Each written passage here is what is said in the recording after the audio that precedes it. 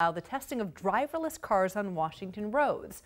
Well, there is testing underway on driverless semi-trucks, but how about pilotless airplanes? King 5's aviation specialist Glenn Farley tonight on why Boeing is looking at autonomous planes. So we're going to simulate a takeoff. The cockpits of modern airliners are packed with technology, including lots of automated stuff. And for years, we've taken you into simulators and in the air to show you this technology in action. On the HUD 50, 40. Autopilots have given human pilots a break during cruise for decades. Planes can self-navigate. There's auto land, where the plane follows signals down to the runway. So with all of those tools and more, do we even really need pilots to oversee the technology? Boeing is taking a look. What I'm saying is we're exploring the building blocks to understand, first, if it's technically feasible, second, if it's responsible, and third, if it's something that we need to do as an imperative.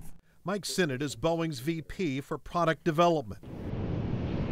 What's driving their study is that the world's airlines will need 1.5 million pilots over the next 20 years. Checking the propeller for any damage. There's a drive to help create more flight schools, but also more stringent requirements, and traditional sources are limited. Throughout our industry, we've gotten those pilots largely from the military, or they've worked their way up through the regionals, and it's taken a long time, and by the time they show up, they've got thousands of hours.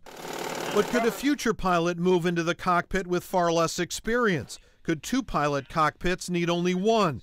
And could technology make up the difference? Pull up, pull up. Consider this example. The Enhanced Ground Proximity Warning System was developed right here in Puget Sound, and it senses when a plane is flying at a mountain or other obstacle. It has eliminated human error that led to what had long been the most common form of accident: controlled flight into terrain.